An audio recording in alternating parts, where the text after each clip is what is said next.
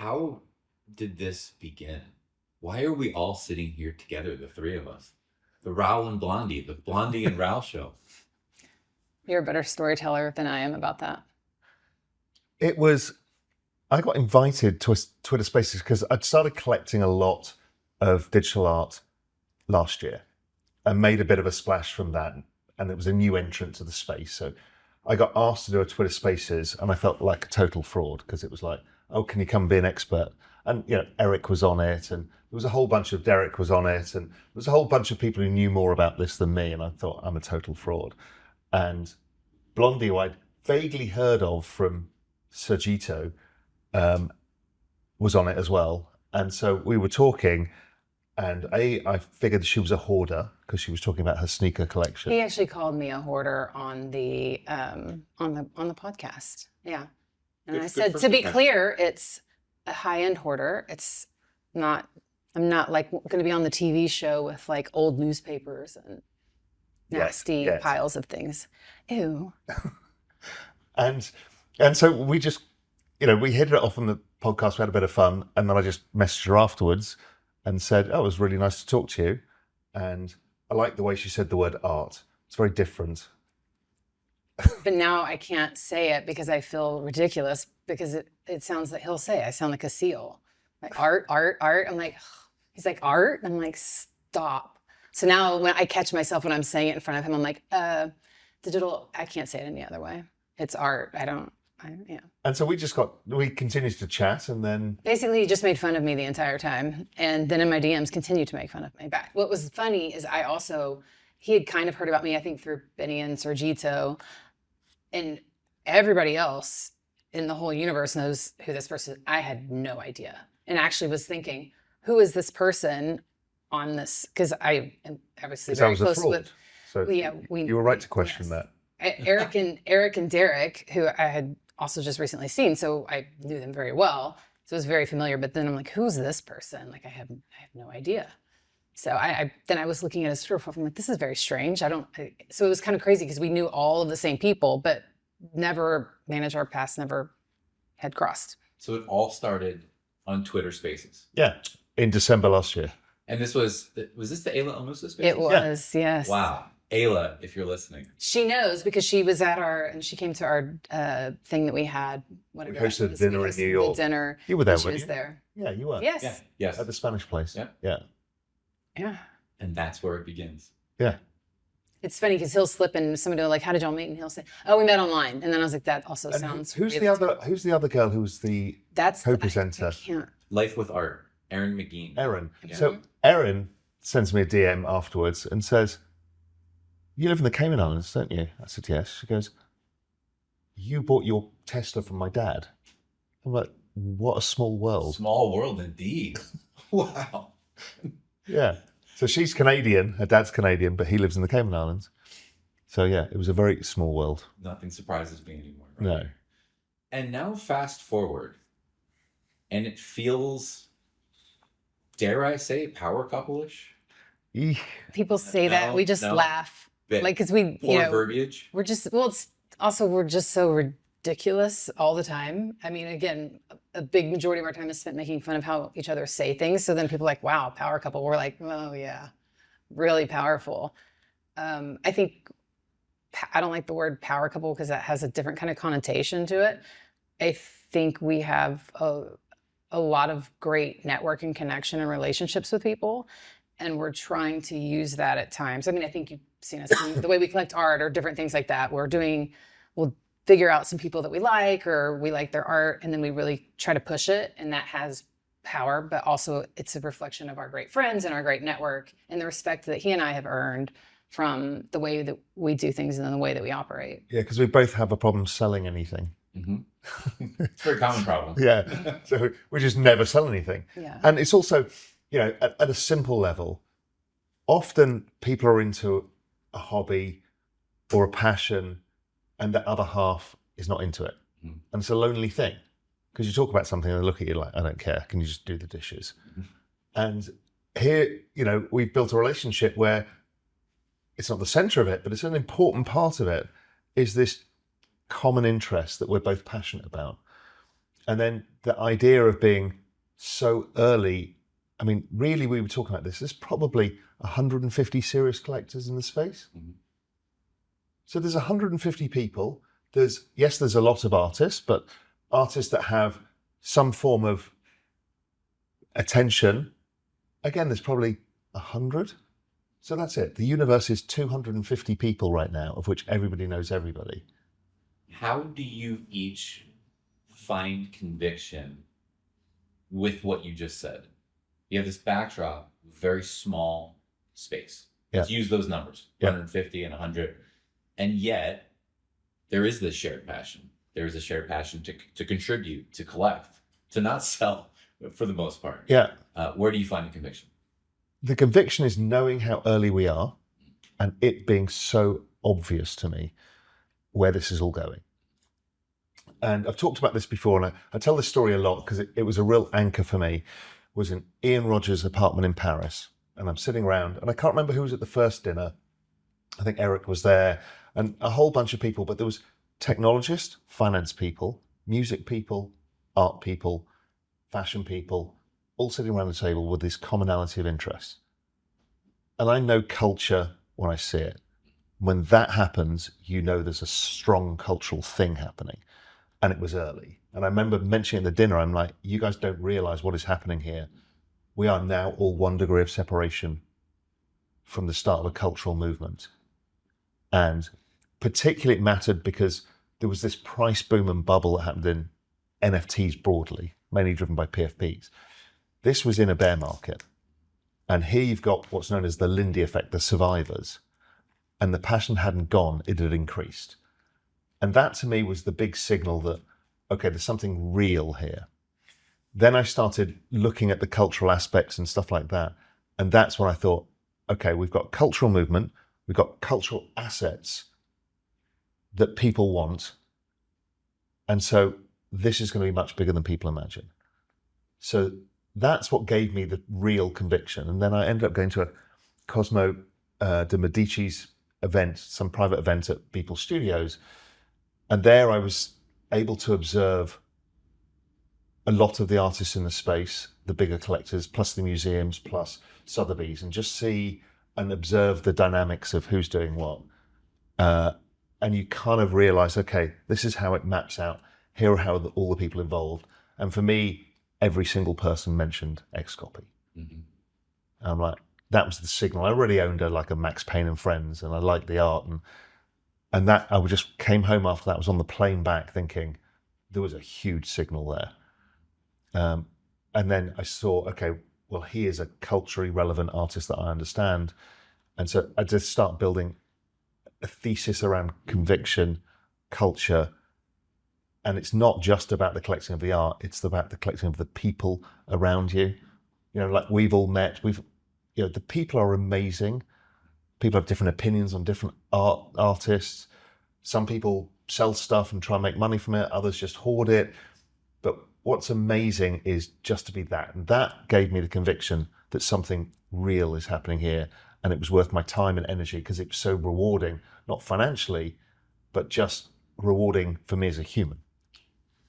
Blondie, where does your conviction come from?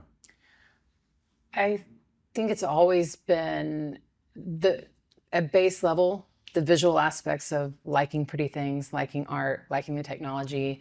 Once I even learned, I think blockchain in and of itself is a beautiful art, and I think that technology is beautiful. So at base level, it started there, but then even in my earlier days, the community side of it, now it's way beyond that. My whole world revolves around, these are my people, these are my friends, these are, my boyfriend, this is my life. So it's just part of the everyday. I've slowed my collecting a little bit just because I want to make it very meaningful. And I think that has power as well with people that are watching what I'm doing. And I take it very seriously just because I want to make sure I'm supporting. It's not just the art anymore. It's also those people that are creating the art. And I think we're very lucky because a lot of times with traditional art, you never met the artist or had a connection with the artist or even could hear from them, or they were dead. Whereas now these are people that are often very active in our community, some who are not doxxed, but then there's a whole nother level of, fun behind that and communicating with that, and they communicate with their communities. And I think that's just a whole other world ecosystem, all of it. I mean, I can't even imagine my daily is waking up to a variety of GM hilarious texts between either Die or, Redbeard or Zan, all these different things like we were talking about this morning, all these funny little banter things. It's just part of my existence now. It's basically our DNA. I mean, he has crypto side more and a lot of other things, but for me, it's my go-to. And for me, the culture thing, I can't really describe it until you've lived through cultural moments where everything is seen through that one lens. And I refer a lot back to London in the 90s and early 2000s. We were here this week seeing Oasis. When you see the impact Oasis had and Blur and all the other bands at the time was so big that here we are as a time capsule. People will pay NFT style prices for a ticket to go to sing en masse with each other, which is a shared moment of cultural history of when they were younger. And at that time, the art was Damien Hirst, Banksy. In the US, it was Basquiat being collected by the new wealthy black people coming out of hip hop. And you were creating culture, Ibiza and dance music. It was all part of the same thing. That moment in time was incredibly special. And music is my anchor for all of this stuff. And so if I look back in times of music, if you go back to the early 80s, late 70s, Warhol and the Factory, the Stones were going through there, Bowie was going through there, Lou Reed was going through there. Everything went through the factory, which is why Warhol is so important as a mimetic that has lasted time. There's also, why is David Hockney so famous? Because of the 70s in LA and that iconic blue, the pool thing, which was the Eagles and Fleetwood Mac and all of that. So music for me captures a lot of this, and you couldn't participate financially really in a in a cultural movement. So you discover a band, and great, you were rewarded by the emotions of what it does to be around that. But now you've got these cultural artifacts that actually record this and really valuable now. And it's this networked art idea that Batsip Yum talked about. And that's how I see it. And even through the music lenses, even my collection, I was talking about this last night with some friends, is my kind of peak of music for me is David Bowie. What was Bowie? He was incredibly culturally relevant, but he was also cutting edge. And so my whole collection is based around that basic framework, is the two barbells of ultra culture or ultra cutting edge, and everything in the middle doesn't interest me as much. So culture has been the whole thing. I'm interested, Blondie, you mentioned that you've reined in your collecting, that you're more thoughtful about what you are collecting. Well, it's also a different price point, so you kind of have to be, right? Yeah. So, and I think that's the other thing and it's been a joy. One of the things I love is he'll say these things, and at the first 4 times I've heard that, like, I didn't quite resonate with me. And then I was like, wow, looking back, we actually are doing it. You think about all the events that we've done together. I mean, Creed concert's a great example. Had nothing to do with Web3, but it was this movement in time where, looking back, that's a time we got some of the bigger people in the space together to do something not related, but again, central focus around music. But that's a cultural movement, that something totally unrelated brought us together to do something else totally different in the culture. And so it's been a real joy to try to see it kind of in reverse, in retrospect. That's really where we are and what we're doing. I mean, we're all here for an ACK event.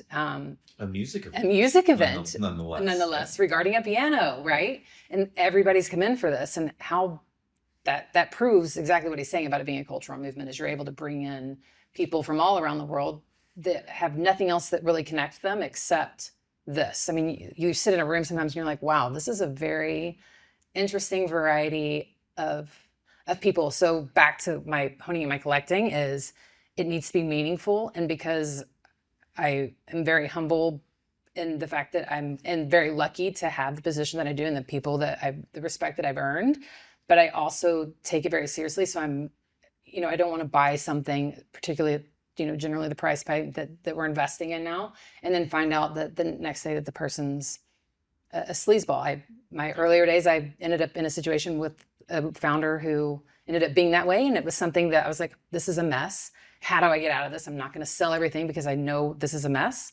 So then that's when the whole burn wallet idea came in. But it's like, I don't want to go there again where I'm like having to you can't undo it except from burning, which also is really terrible. And also, you and I have talked a lot about it, it is such an important time. It's still so early. Most stuff is going to become unaffordable of this early group. And there'll be new waves of new art and all that stuff, which is fabulous. And so really, as a collector, this is the last chance to buy some of this stuff ever. So we both kind of had the realization is what we buy has to be really important. And you can do both ends. Something important doesn't mean you have to buy one of one XCOPYs, but just important artists because you won't be able to buy this stuff any longer. And then looking for new stuff as well. And those people, we have a lot of amazing new artists, and we get often trapped in our X circle of our algorithms or whatever. And sometimes it's really hard to see them coming out. But when we do find them, I mean, we've had several calls with people where before we're like, we really enjoy your art. Let's talk to you. Your story, you have a great story as well. This is amazing. We'll jump in. That's the type of thing that I feel like, we enjoy doing it for starters, but it's also extremely important because you have to keep looking for the new people, or again, we're going to run out of the other. Yeah. So then you just end up in a hogwash mess of what's what are we doing here? Who's doing what? Who's copying who? And the world cannot revolve around just an XCOPY collection. Right. At the peak of the pyramid, it just can't be that. But I think we have a strong view that the peak of the pyramid actually drives up everything else, because when it becomes unviable, like one of ones of XCOPY are now unviable. I think maybe one or two will trade this entire cycle. Yeah. And it's not just because of affordability, but people aren't letting go of them. Because everybody understands what this is, what moment in time this is, and where this is all going. And that's a good thing, because it forces people to look at other artists and not just do the easy thing. And so we spend a lot of time trying to think through that, and who are the artists, who's up and coming, what styles of art are happening, and it's fascinating. There's a juxtaposition. So your collecting has gotten more reined in. Raoul, we spoke, I want to say over a year ago now. Yeah. And we had a wonderful dialogue, and I was so interested in how you were thinking about it, because at the time you were becoming more and more vocal about art. Yeah. Your philosophy at the time was the culture thesis. Yeah. Right? Revolving around XCOPY and Beeple. Yeah. Those were really the two names. I remember at the time you had a Neurocolor and I think a Heart. I Heart You by Alpha Centauri Kid. Yeah. Very little else. Yeah. You blossomed out. Because what happened was I basically bought as much as I could, and then I got priced out. Yeah. And so your crypto stack never goes up as fast as others with a larger crypto stack who end up being able to buy all the... So you basically, everybody gets priced out somewhere. And eventually, the very top end, it happens with traditional art, after about $100 million, it ends up being 10 collectors in the world, and then it's just the museums. Yeah. And that's just how it goes. Well, and you've also taken, we both have, and Kim Asendorf is a great example. We've kind of taken a deeper look at that style of not the tradition, not art, but it's, all these different things. Like we love pixel decks. We were just talking about this again yesterday. All the beauty that is just in and of itself, but then also the different fun things that it can do and how it's going to expand and what that ecosystem in and of itself looks like. Those are the other things that we've really taken a turn to look at. Yeah, so my macro thesis with this culture thing, I bought everything I could, and I've bought bits and pieces since, but then that was done. I was like, I've built a great collection of amazing cultural artifacts of the early kind of important artists, and that freed me up to be able to look at everything else. And, I was ignoring the generative and computer art side because culture was the thesis. And then you start seeing other cultural artists die with the most likes, very culturally relevant, really super interesting. But also that whole David Bowie idea of the barbell started getting me interested. It was at Ian Rogers' place again. I met Kim Asendorf, and he hadn't launched Pixel Decks, and I looked at him like, I have never seen anything like this. This is cutting edge stuff, and it's incredible. And that was the start of that whole thing. Well, I think it's fun too. He'll find I'll take credit for introducing you to Die. Yeah. So it's been fun too, because certain things that catch his eye, he'll be like, "Hey, have you seen this?" I was like, "Actually, that did," because now we're learning our Twitter feeds are starting to very quickly look very similar. So we're like, stand over there. Capybaras. Go, yeah, they are a lot of capybaras. But I'm like, you need to go stand over there. Your phone is picking up on my feed. Like this isn't working. But he'll be like, "Have you seen this?" I was like, "Actually, I did see this." I think Gavin Mueller is another one like recently that we've really kind of. I'm like, actually, I did see this. Manic. Manic was one it both popped up in our feed and we kind of come back to it. But then sometimes he'll be like, "Hey, have you seen this guy?" I was like, "No, I don't even know." So then we deep dive, and it's fun. One, it's been great for us together, but also it's good to have. Redbeard will do this. I've seen you put things out all the time, where they're like, "Hey, check this artist out," and I'm like, "Wow, how have I not seen this? How did I not see this collection was dropping?" Largely because I wasn't probably, attention focused, but we have a good time I've learned a bunch from him, and he's shown me a lot of artists. And Die with the Most Likes was a great example. As I knew of him, but it was kind of a bit inside jokey with the beef brothcos and the stuff. And I hadn't seen the body of his work. And I start to look at his art, and I realized, okay, this is exactly what I love. There's this warped sense of the world around us. It's not only crushingly miserable representation of middle America, but it's done with extreme fondness as well.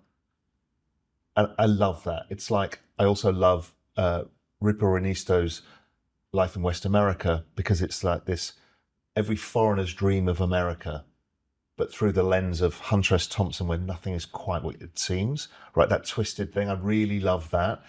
And with Die stuff, I started going down the rabbit hole from Blondie helping me go through it. And then it got something, I went deeper, because then he sent me his books. I read all of his books and realized, oh, his work is actually, the whole thing is performance art around this whole concept. And it takes in all of American culture, and it has this kind of disgusting look at it all, the rotting decay of it all, the stupidity of it all, and then the extreme fondness for the whole thing. And then I realized the books are connected, and then he's got videos on a video channel, and then he's got, the Alfonso Knudsen is actually the president of the United States in one of his other books. And then you realize that what he's actually cleverly done, and most people don't get it yet, is constructed an entire world around this, and the whole thing is performance art. And then you're like, okay, this is really fucking clever. Yeah. And I love that kind of stuff, because it reminds me of the contemporary literature I like. It's also, again, the music style that I like. That whole thing was like, that's been a brilliant journey. I tend to do that with a lot of these people. Well, and learning too that everybody just sees art, and somebody just started painting or whatever, but Die starts with writing the prompt and then creates. And so his writing is unbelievable, and some of it is so uncomfortable to read. Very much so. So the reference is an eye for an eye, and your other eye, and your entire family. Yeah, that's right. Exactly. And the other book as well is, I don't know which is harder to read. They're so disgusting. He made it like I don't know that even Ray. That one I didn't finish. Well, we couldn't finish. It was getting so. He's like, I made it this far. He's like, wow, most people don't even make it that far. Yeah. I have to say, someone has crossed a very meaningful line when they send a tweet in Die speak. Yes. And you've done that multiple times then. Yes. And I remember the first time you did it, and I thought I was at probably my office or something, and I read this tweet and I said, there he goes. He has crossed the Die with the most likes threshold. But I think there's two levels of the Die threshold. One is the kind of joke, the meat and everything else. But the other part is this much bigger thing. He's an extraordinary artist in his own right. and in physical, Yeah. Which and the writing. I purchased, I think, the first physical from Sotheby's and Christie's of his. So I take credit for really kicking that off. Just so we're clear. Seamless mailing experience too. Oh yeah, you remember that? It has a little die-esque. It was very, very inexpensive to ship it to me from that auction house, and yes, it arrived not damaged at all from water, and it's definitely not falling apart. But the artwork is still safe. But the frame is Not so safe. new, peeling. It's kind of die-esque with it works. You made it work. It's working. But again, just he does the video, of him doing karate. His lead into Gristle Buddies was brilliant. I mean, your interview with him, brilliant, right? Performance art. He can write really well, the books, but he can write the poetry really well. He can paint really well. And digital art, he does exceptionally. And his observational skills of the world around him are unparalleled. It's like, I still think he's, even at this stage, and he's a very important artist in the space, underappreciated for the brilliance of what he does. Been really, I love both of those people. And it's been great when they started talking on their own, and he's actually commissioned a piece. Yeah, we have a love affair now. Yeah, they do. It's also very cute. But no, he's given him the freedom to say, I want you to go out and, like, he's commissioned piece, go out and do something totally different, push your limits, and Dai's really enjoying that as well. So that's another thing that I just love about our community, our space, between he and I, our relationship is he's pushing me, I'm pushing him, we're both pushing other artists. And then the other part is, there's only 150 serious collectors, but we're having meetings and conversations every day, and people are like, I want in. You guys are so excited. You're so passionate. You're doing all of these cool things. We want in. And maybe it's about the art. Maybe it's about the culture. Maybe it doesn't matter. If we bring more people in, it's just, we want to grow. Yeah. So if we step back from just the collecting, we actually spend more time trying to help artists, encourage them, talk to them about, the structure of how they drop, not their art. I never, like when we commission a piece of Dai, I'm like, it's not my place to tell you as an artist what to do. And people will ask us, what do you think about he'll say, do your thing. I'm like, I'll give you, and Dai's, he'll send me something and I'll say, oh, I liked it. And then you did this. I don't know what that was. I was like, are you sure? He's like, oh, I was thinking the same thing. Garbage. Or like, new beef broth go. And he's like painting over. And I'm like, wait, what? Don't do that. They do ask. We don't care. But it's been wonderful to just sort of mentor these people and kind of where they say, I'm really worried about this, or what do you think about this? Or I have 608 pieces available and I'm about to drop another collection. What do you think about this? Or this price point? That's been, so it's helping artists, encourage them, trying to promote them as well. So if you buy something, you let people know so people can discover art, and that seems to help. And the other side, we spent an enormous amount of time onboarding people. Yeah.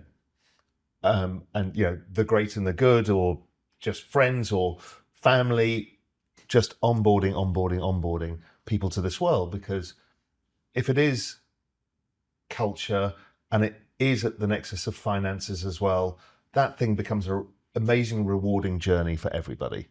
And so we spent a huge amount of time onboarding people. I mean, I for example, I wear my CryptoPunk mostly because it's important to me and I love it. It's my identity, basically, outside of even just, that's my thing. But it also has created conversations in a lot of different... Well, that was the funny one. We were, I don't know how to say this. Yeah, it's going to sound really fucking awful. And pompous, yeah. But we were with Jay-Z at the Beyonce concert. Long story, but anyway. So we're with Jay and Kelly Rowland and Beyonce's sister and kids and the whole thing. And the first thing they did is spot Blondie's necklace. Like, that's amazing. And don't forget, Jay's obviously got his punk as his PFP on Twitter. A massive moment in, what was it, 2021? Yeah, I want to say. Yeah, give or take.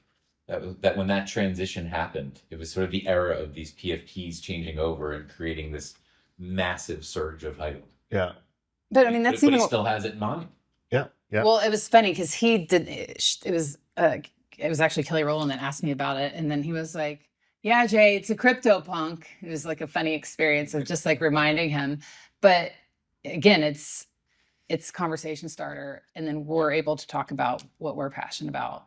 And like even our dinner last night, you want to get in, you got to get a punk. Like obviously if it's a price point or a crypto dick butt, we like to talk about those as well. Everybody's like, oh, what? I'm sorry, what? Every time it gets a laugh. Every time. Yeah. Last night we did it. It's like, well, the They other don't thing you need to buy. They think they misheard you too. For some, they're like, Come again? yeah, a what? And I'm like, oh yeah, you can pick from any of these, and they have a variety of different dicks coming out of their butt. They're like, what? I'm like, it's okay. But crypto dick butts is to me, it's understood by everybody who's been around for a while, and it's literally a rite of passage. You cannot exist in this space without one. If you look at the holders of dick butts, it's like everybody. And yet there's only 5,600 of them.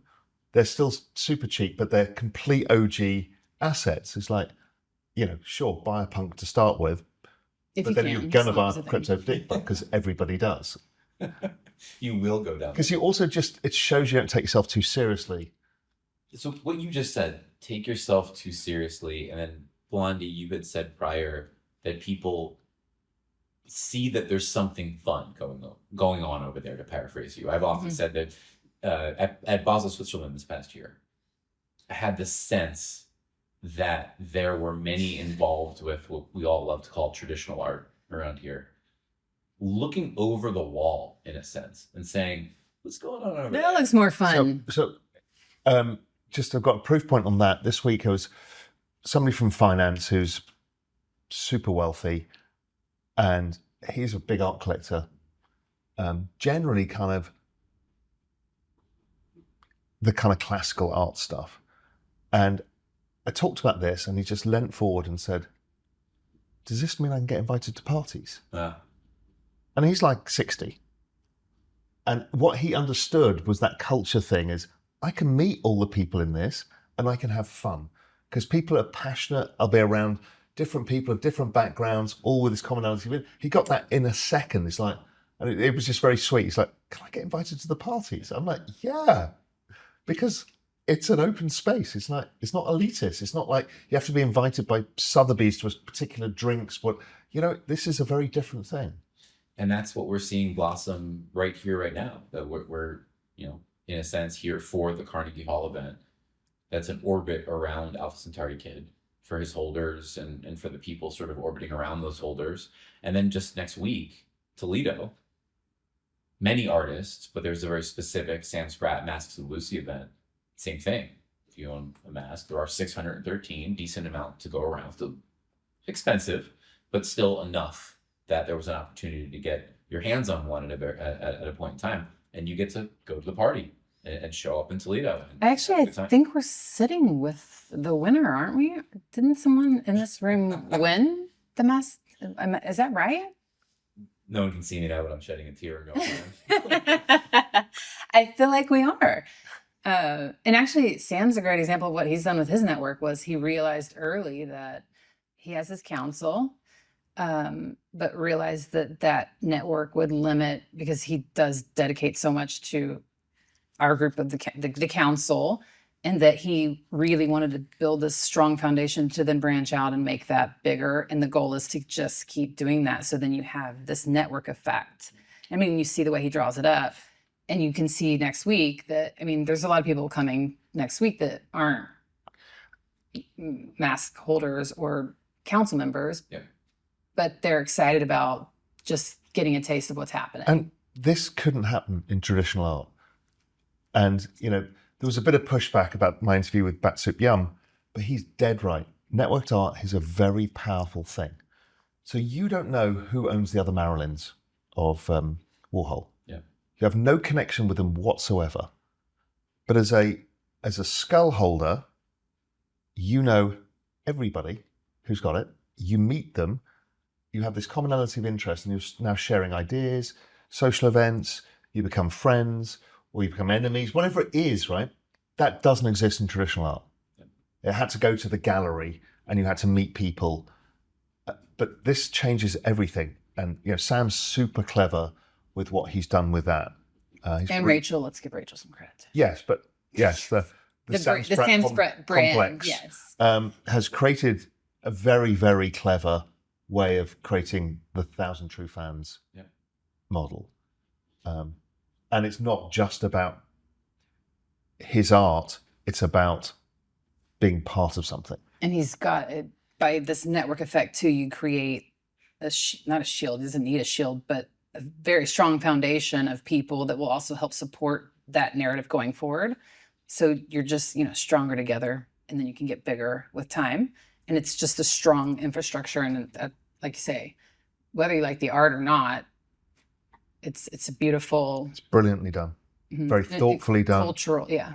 I mean, the council meetings, you see it too, because you're in this, when we're at the studio and we're all, everybody wants to make this. Obviously, I can't talk about what happens there because it's very top secret and very, very scary.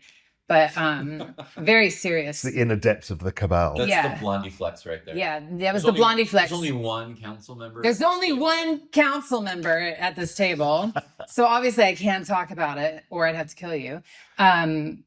But it's amazing when you're in there with the council and you look around and you're just like, this is an amazing mixture of people. Yes, some are artists, some are this, some are collectors, some are people that just got in because they wanted to be a part of it. And then now they feel that they are, and it's just a cultural movement. They have no talent in art. They admit it.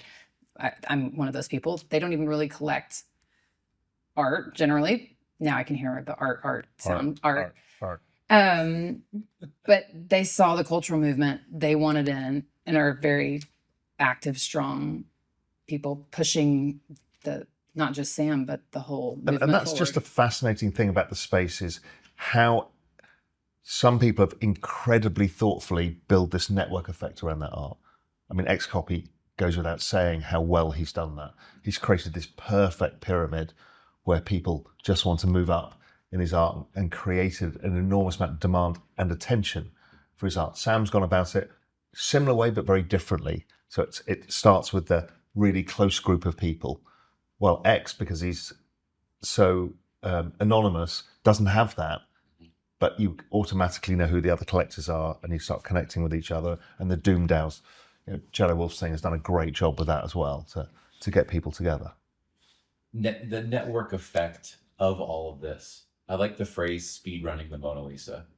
It feels like when you think about how an artwork reaches the pinnacle, it takes time. Yeah. It takes time because it often happens locally first, and then proper connections are forged, and then it starts to perpetuate. But that singular artwork exists, physically in one place, and can go quite far over time. But here we are in a matter of a handful of years for X, 2 handfuls of years. More when you think about when he started creating art, but I'm speaking specifically about tokenized art. It's a short period of time. And you have this speed running process where these creators who are able to get their hands on the wheel and figure out how to hold on for dear life and then get a sense of direction and build this, build a pyramid of collectors or an infrastructure behind what they're doing. Things can happen awful fast. I mean, Beeple's the classic example. Yeah. I mean, again, really thoughtful, goes about it in an entirely different way to everybody else. He'd been doing art like XCOPY had, just every day, all the time. Didn't sell anything, didn't do anything, just made art and then sold that big piece controversially for a huge sum of money and had released, there's not many pieces of Beeple art out there. There's that 2 series really and a few other bits and pieces, ignoring the one-of-ones. And he still makes art every day and doesn't sell any of it really. The odd really won't sell it. Yeah, like 1 or 2 one-of-ones trade a year that he will do. And that's it. And what you've got is this. He's got the entire attention of the internet. He's had the masthead of the highest ever valued piece of digital art. And then everything else just comes from that. And it's just a very different way of doing it. XCOPY produces a lot of work. Beeple produces nothing. Well, 1 piece a day, but... Yes, but not to sell. You can see it, but you can't have it. Yes. Yeah. Yes, it's exactly. That. It's just really clever. People are using different models to create demand or satisfy the owners of the art in different ways than was typically possible. Here we are in a nice apartment, there's art on the wall.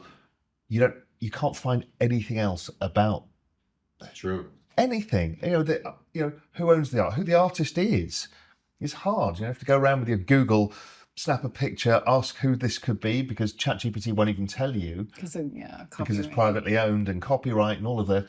It's actually impossible. Then you say, well, who else owns this? Well, there was one Christie's auction in 1996. That's it. Who are they? Where is it? You don't know. Shared experience can go farther together. Ultimately, the creator can, in theory, go farther. We talked about, so this spectrum of creation and all sorts of these various use cases of how creators are behaving.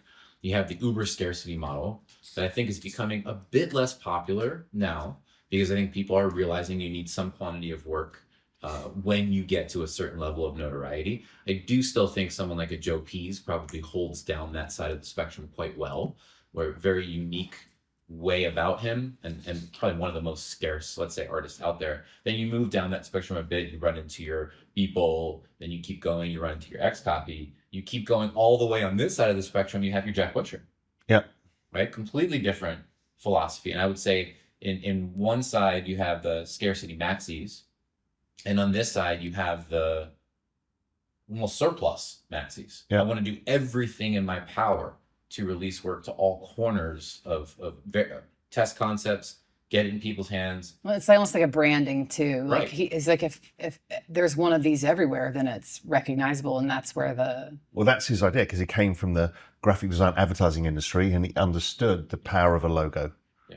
And Jack has owned that in the space. And again, really clever, very different way of doing it.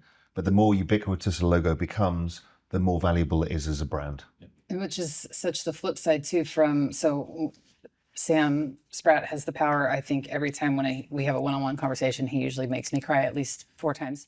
But one of the most powerful conversations I had with him was right after I got my skull, and it was a Google Zoom call essentially, and he told me how he started, which was, originally was in graphic design doing these things, but it was like he had hit a point in his life where it felt like everything was falling apart, and his work doing these logos of things that he just it felt soulless to him. So then he was able to take this and go, I need to do something that feels more me. I need to put my body of who I am into something else. So we see that with someone like Sam, and he had made Boohooing because he was talking about just the transformation of what that gave him, of an outlet of what he was going through, to Jack, who is very dedicated, also just totally different mindset of even how he thinks. If you talk to Jack, it's a very different, also very powerful and often very confusing, because he's brilliant.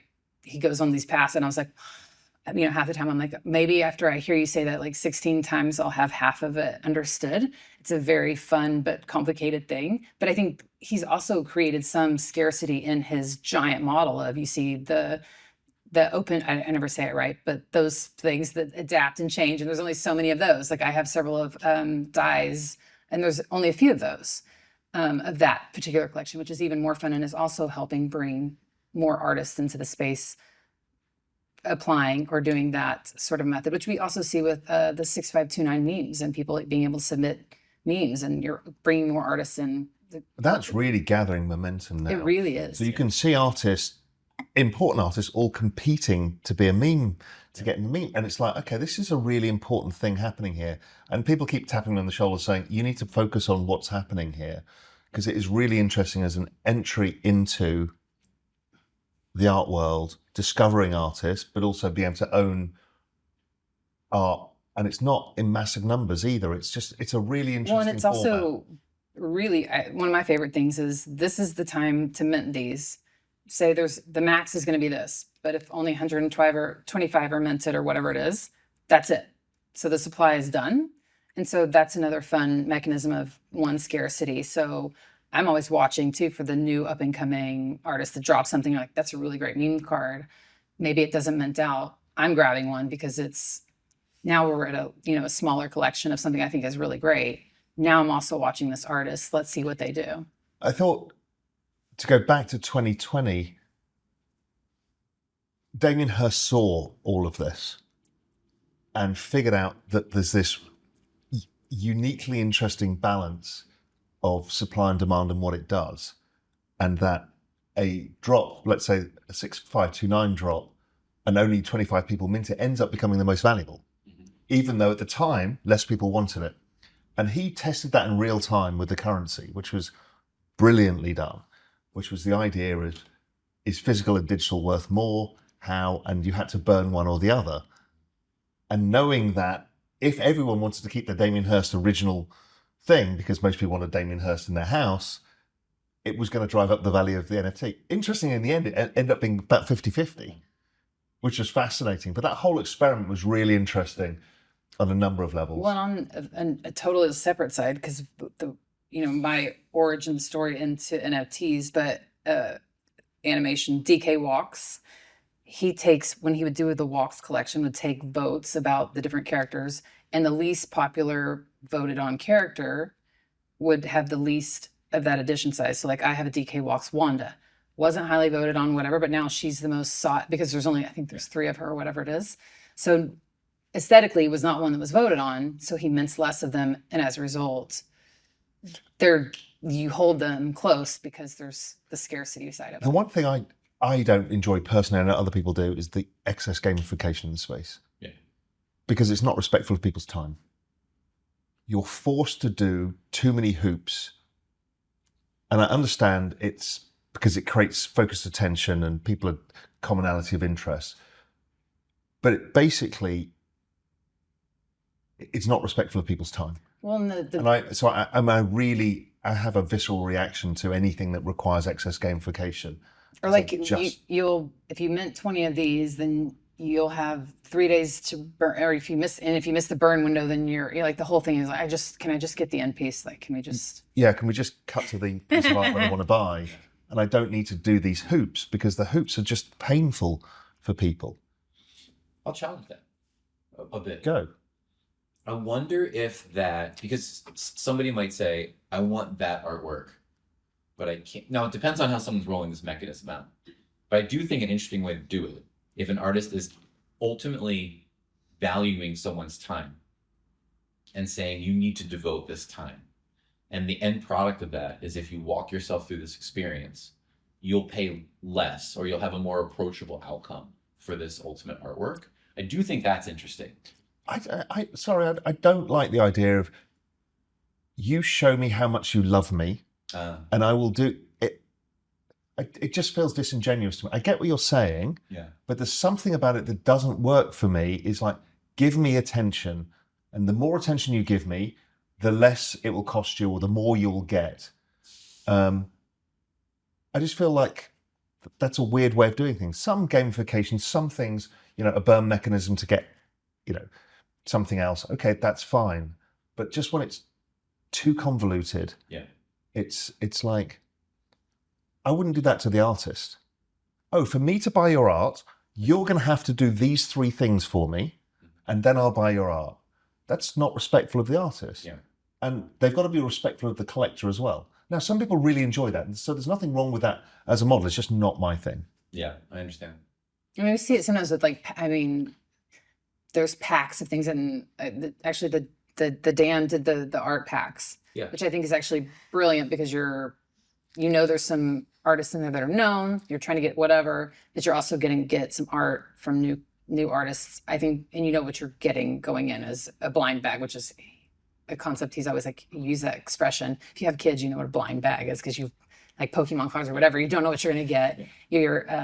So I think some of that is fun. It's good. Again, people have all these different tastes for things, but sometimes we see it just gets exhausting. Yeah, you're like, okay, I'm done with doing all these things. Yeah, why do I have to keep proving my love for you? Right, and I think so. There's a balance to me. Yeah, and I think intent too. It's sort of and I think what I'm probably doing here is I'm probably recollecting a couple specific options of crystallized intent, where there's a very purposeful rollout and there's a desire. Let's say I'm going to give my theoretical collector base another route in, and I'm going to do it for someone who necessarily won't have the capital to get X, Y, or Z. They're going to have an alternate pathway, and they can follow that pathway through. But I see what you're saying too, where if it's too much of show me this, show me that, and then show me that. Or you have 24 hours to burn your 16 of whatever, and then it's over. I mean, to be honest, I really get what Jack Butcher's doing, but Jack's world is too complicated for me. Yeah. I like the art. I like Jack, and he's a super smart guy. And people are super passionate about that gamification of his ecosystem. For me, it's like I can't do it because I don't even know where to But start. it's also very I feel different like brains he's appealing. Like the people that are Yes. really deep down that Jack Butcher rabbit, they love it, but they're like talking to them and they try to explain it to me. And I have several of Jack's things, and I have and some of his one of wrong, ones. there's nothing wrong No. with Jack, but it also feels. I'm not a big fan of feeling excluded. Mm-hmm. You can be a member of the club and you can't. I'm not a big fan of that whole concept. Yeah. And it feels like if you don't get it, you don't get it. You're not one of the cool kids. I think we've all probably had several dialogues with various people, and we begin talking about something, and you get to a certain point and you realize I need to back all the way off. Like their eyes go cross, they glaze over. You have that "what are you talking about" kind of look on their faces, and then you have to take 3 steps back and start again. I think some, let's say that the Jack Butcher's one, I think, or even Sam to an extent, for some of the participatory masquerade mind game, even that to an extent. I had that instance with my wife and a friend. With what are you doing? Are you okay? Blink twice if you need help. Water? Would you like some water? Yeah. Yeah. I think we all have those moments here. Yeah. But again, step back from individual things and who likes what and who doesn't. Yeah. Experimentation is a fantastic thing. And this space experiments at lightning speed in all sorts of ways. Whether it's with the medium itself, or how you work with collectors, or how you build collections, everything is brilliant to see. Right? So it's a feature, not a bug. Even if somebody does something that I don't like, that's irrelevant because there's a whole bunch of people who are going to love that mechanism. And so that's great. As long as it's not extractive, knock your socks off, develop new models, do crazy stuff, because that's the point of it all. That's the most fun part of this, isn't it? That spectrum that we talked about earlier. All these different models, that there are fewer, you use the word gatekeepers or influences or influencers. There are a lot of people operating very freely right now. You can already see some structures sort of being imposed to the space in spots, and likely, right, that's how the future goes. There will be more structure to this. Ultimately, the fun and wildness of the current playing culture will not last forever. For now, it's pretty wild to witness. Yeah. I mean, again, we talk about this a lot. I mean, the experimentation is so incredible, and the one that I keep coming back to is the pixel decks. Again, people don't really understand that A, the work is amazing, but then you can move around as this 3G. Yeah, it should really be a hologram. You should be able to play with it. But each single pixel, Kim has decided, it has value in a picture because it's the sum of all of the component parts. And there's a limited number of pixels. So to actually get that point across, each pixel has value. There's a limited number of pixels. He'll do a number of series of pixel decks related art, of which will draw down the actual available pixels. And you can move pixels from one piece of art into another piece of art if you own it. And so I've got one with 2.5 million pixels in. I should make it 3,000,001 just to beat Zach, because he's got the 3,000,000 one. But what doing that does is remove pixels from the supply for the next thing. That's really clever. It's not excess gamification. And you can also sell your pixels back. Like you can return some to the bank if you want. Yeah. So that's the other fun part of it's a little ecosystem in and of itself, for sure. Yeah, and it just prompts you to think, what is digital art comprised of? It is pixels, and therefore each part has a value, and scarcity can be in pixel, not just in the number of art. Just really clever experimentation that's not excess gamified. You can just go and buy pixel decks and enjoy it for its beauty for however many pixels it's got, and don't do anything at all. It's one of the most brilliant applications of a token to art. Mm-hmm. So I think we see many applications of tokens that crash over the rocks and have varying outcomes. That to me nailed it. It's baked into the concept. Now, imagine in a world in 10 years' time where if Kim becomes one of the most important artists in the space and there are no pixels available. Right. How much are pixels worth? What can you do with them? Because then suddenly having a large number of pixel piece could be ultra valuable. Yeah. So the future is yet to be told in that, but it could be really, really interesting where the pixels become super valuable in their own right. I like this concept of an artist magnifying glass. And you made me think of this when you're talking about Kim here and the future. Because we are moving at the speed of lightning in a matter of days and weeks and months, and because there are endless things to do, we have seen certain creators take certain paths. I think Sam is infamous for hammering one path for a prolonged period of time. I call it the artist magnifying glass. You create a bonfire if you just train that focus on something. But then there are the grand experimenters who pivot and try and do, and they're sort of all over the place, and that creates a bit of a different pathway. I find that to be fascinating. I'm curious your thoughts. It's, what does Kim decide, right? If you imagine if Kim does become one of the most sort of infamous artists and that magnifying glass stays trained on pixels, you have an explosive outcome. And you have, if Kim becomes one of the most infamous artists, but pivots to XYZ in the interim and pixels end up being sort of this token economy, how do you think about that? Because there are no guarantees, right, in anything. But how do you think of that process and sort of the creator moving forward? I mean, I reference David Bowie, who was the chameleon, reinventing everything at the cutting edge all the time. So I'm a big fan of that. I'm a big fan of not people just doing the same thing. Yeah. You can hyper-focus like Sam does for now, but eventually he'll probably want to try different things.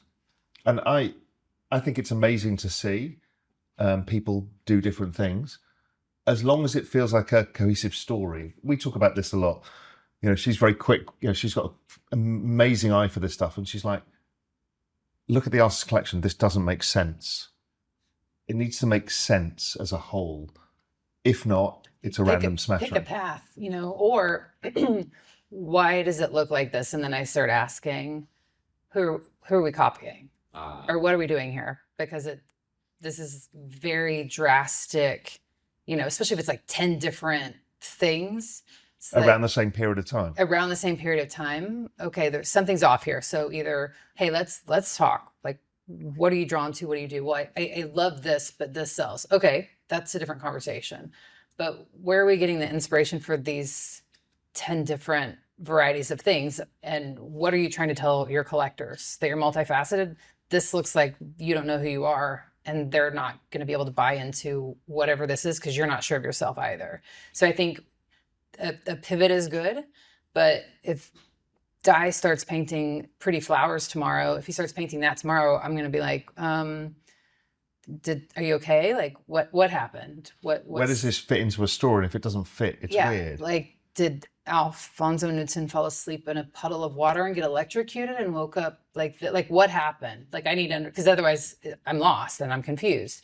And so I think pivot is good, but it has to be understood and good and bad, because we are all so culturally and maybe overly involved with this circle of things that it's obvious, whereas a traditional artist could start painting something different and drop it under a different name or whatever, and nobody would know or care. If you like the art, you like the art. But I think good, bad, or indifferent, go ahead. We've seen that in books. I can't remember his name now, who wrote Cloud Atlas. It was 7 or 6 books, all written in different styles, in one book, that were all overlapping and cross-referenced. He was basically showing off that he's a fucking amazing writer. And to put it all together was super clever. If you can do that with art and create, like we talked about Dye, he's doing it across different mediums and still developing as he goes. Others like J.K. Rowling did the route that you talked about, is she wrote books under a different name. people figured it out. But so she could try different styles, and that's good too. But it has to be a cohesive body, because if you go back to music again, let's say a dance artist, let's say Fred again, and the next album they produce is a rock album, and then it's an opera album. You're like, I'm out of here. Yeah. There's no cohesiveness to your storytelling unless it's within a broader context of something that all ties together. And that's a red flag. And she points this out a lot. It's a red flag when you see an artist just every single day is a different style. So there's no evolution or a story to why. And a lot of it is because I'm going to try styles that will sell, because somebody just sold this yesterday, and I'm going to put a piece out that looks like, and so then I'll start taking notes on people, like, okay, also, okay, this piece looks like this person, this piece, okay, I'm seeing the pattern here. Like, I can basically guess that if there's a successful drop of something this week, this person's going to drop something that resembles that within a week or two. And there's nothing wrong with having in the style or in the school of. I mean, art is a full history of that. Like on the wall here is an artist that looks like Basquiat, but it's not. But it's a second tier, well-known artist that's in the school of Basquiat. That's okay. We've got plenty of glitch artists who are in the school of XCOPY, but just not randomly copying art, because that just shows lack of creativity.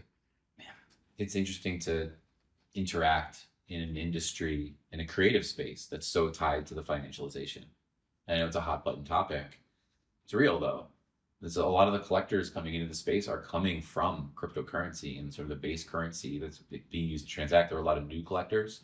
There are a lot of people learning real time. I mean, I've been learning here since 2020 and, don't plan on stopping anytime soon. And so, my personal philosophy is to embrace all of that. And yet some of what we're talking about here is a challenge for creators of sometimes going too far, trying to maybe stray too far into the financialization at the cost of the creative process. I think that's a fascinating thing to observe. Yeah, and I think over time they get weeded out. Right. Some can be successful. You have to feed your kids. You have to, that part is totally understandable. But there's a balance, and it's not an easy one, of extraction versus, being a successful artist. I mean, you got to eat. I get it. But yeah. And Blondie's really good with doing that, with advising artists on this. It's like a lot of them have had no money at all. Then there's success, and the next thing they want to do is like, I can sell as much art as possible. Yeah. It's like, yes, but you will destroy your collector base if you're not careful. So you have to be super careful in how you build that. This is more money than I've ever had. Exactly. Let's keep it that way. Let's move this into, and also, we talk about wallet safety. That's the other thing with artists. I'm like, you need to move this into a cold storage wallet. Yes. One, you won't spend it that way, and two, it's protected, because now people know you just had a big drop and your wallet is now stream focus. Isn't it just pure insanity? And I mean that on all of our behalves, and probably everyone listening to this in the space as well. It's pure insanity that you have the soulfulness of the creative process side by side with financialization of the rails behind it, side by side with the X social sphere and the amplifier. That's why we're speed running it. That's why we're right. I mean, don't forget, in the end, if you're buying a Warhol, you are buying US dollars. Yeah. And look at the buyers. There's a lot of them from around the world because they want US dollar assets. It's a super scarce asset, so it holds its value. Warhol, like Damien Hirst, like Picasso, like Dali, all turned into factories of art because there was an endless demand for the stuff. So it's always been in the art world.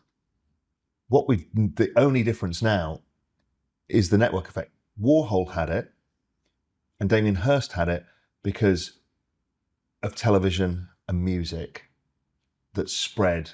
Even David Bowie's got a song about Warhol. Many artists do, and so it spread the mimetic of the artist. So it did exist before, and that has remained very strong. But now we put it on warp speed. Let's talk about lists. Say it again, Roger. Lists. You have to say it like slow and like a whisper. Lists. It's a good one. The power of the list. You released one of sorts recently. Yeah. And this, I think this is two topics. One, there is the list. Two, there is being, I would say the both of you in this category, of being influential and followed figures who have earned that, to be very clear. There's a progression there. There's a journey there. You don't just wake up that way. You've earned that. And also, when you do release something with an opinion, the forces that be sort of come out in the aftermath. Oh, man. So there's a great book called High Fidelity that turned up in a film with Jack Black. That whole book is how the male mind sorts everything to lists. Fair. It's like top 10 tanks, top 10 cars. That's why Top Trumps works. You know, top 10 music art, and you're always shuffling this around your head. It's a stupid, bizarre thing. Yeah. That whole book was based around that, the greatest songs of all time. And so we go towards lists because it simplifies something. And expression of a list is a way of organizing in your head what matters to you at that time, whatever that list is. So whether you've created baskets for the Real Vision RVIP community, that's Roger's list in a way of doing things. Totally threw him under the bus. I know. Roger puts out lists too? Oh, no. But also, to be honest, we spend so long onboarding people. What they ask for? Just give me a fucking list. They do.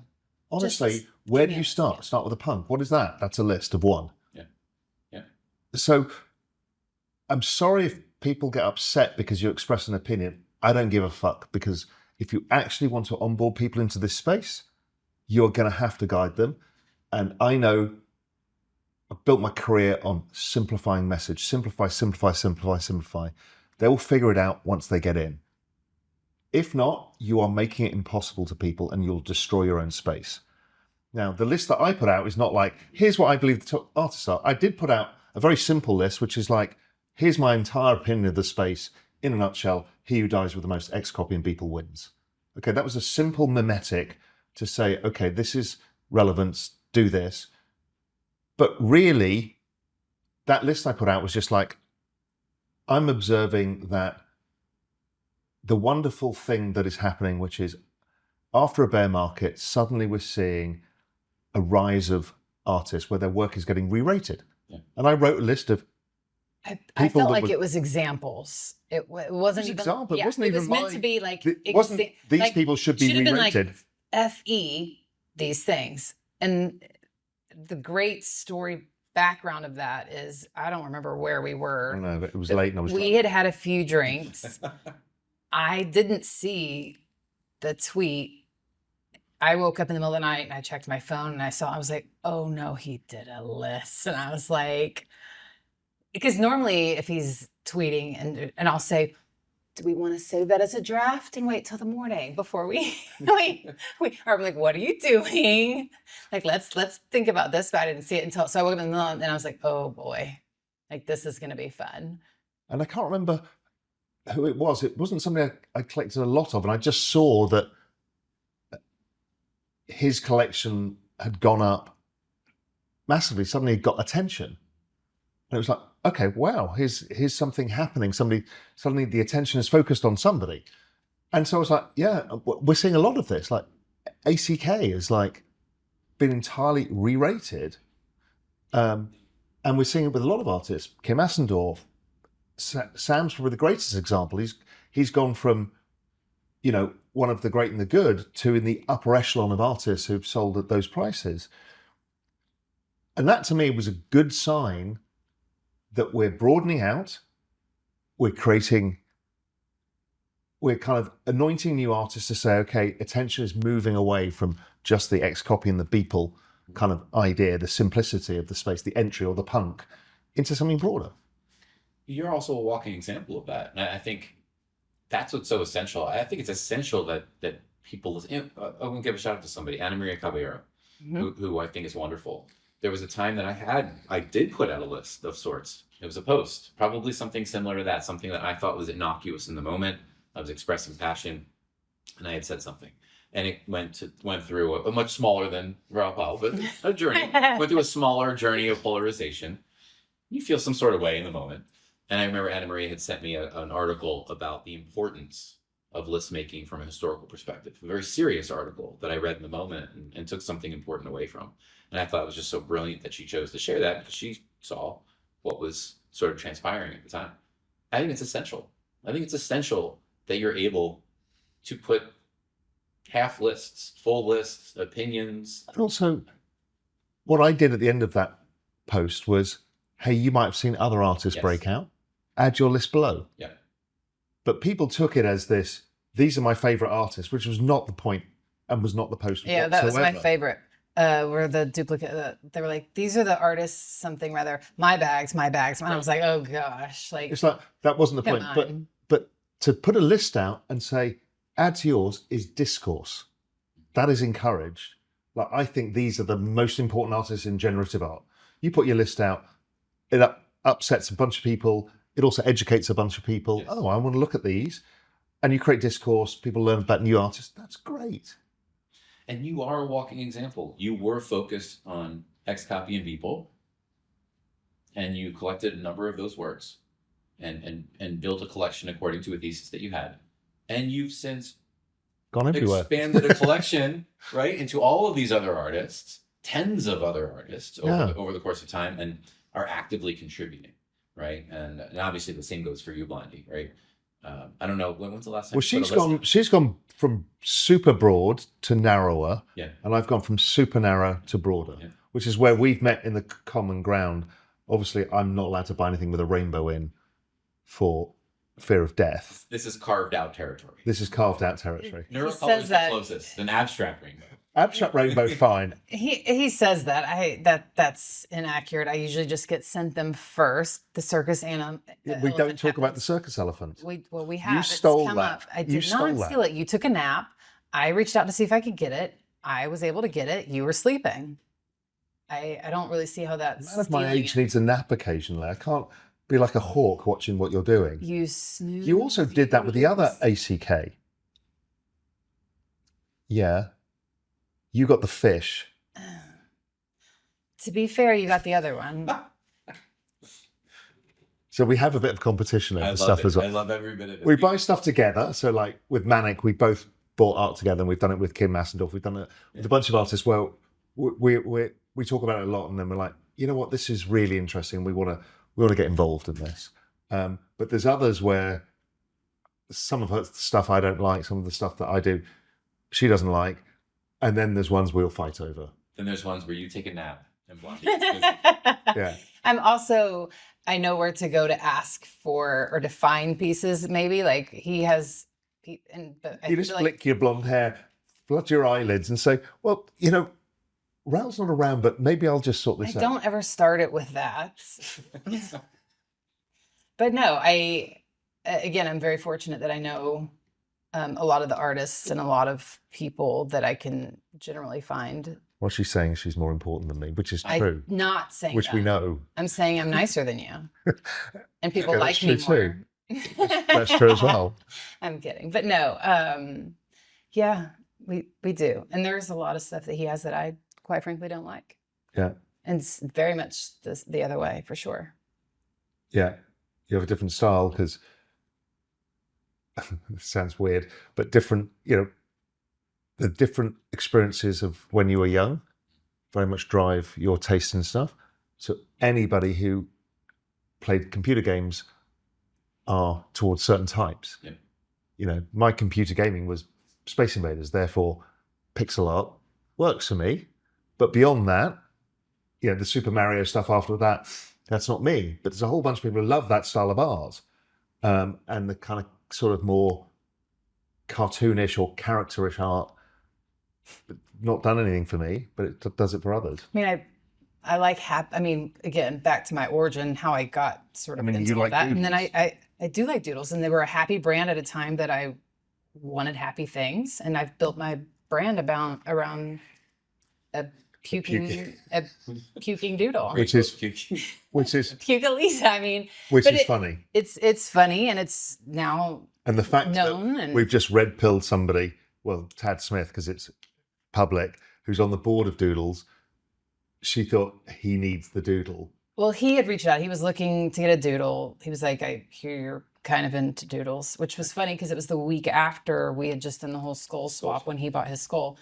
And so we were talking and he's like, I need a good one. And I was like, well, I'm not planning on selling any of my doodle. I mean, obviously, or, but for you, like sometimes it's good when art changes hands. And I think that applies to doodles as well. And if there's something here that you like, here are the ones that I think are very iconic doodles that I have that I'm willing to part with. And we're laughing because Tad Smith's rocking a puking pickle, a rainbow puking pickle. I mean, Tad's a very well put together, really delightful man, and his PFP now is a puking pickle.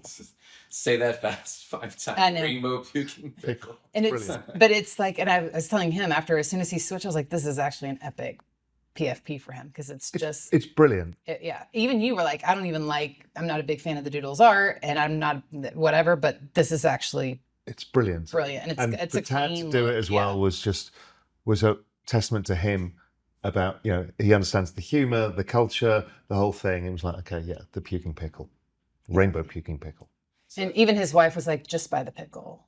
Like, that's the whole thing. I was like, the things that we say to each other. And then I was talking to her and she was like, I still just can't, you keep saying puking. I'm like, well, I don't know how else to describe it to you. It's just like, I know, it's just like the things that we say.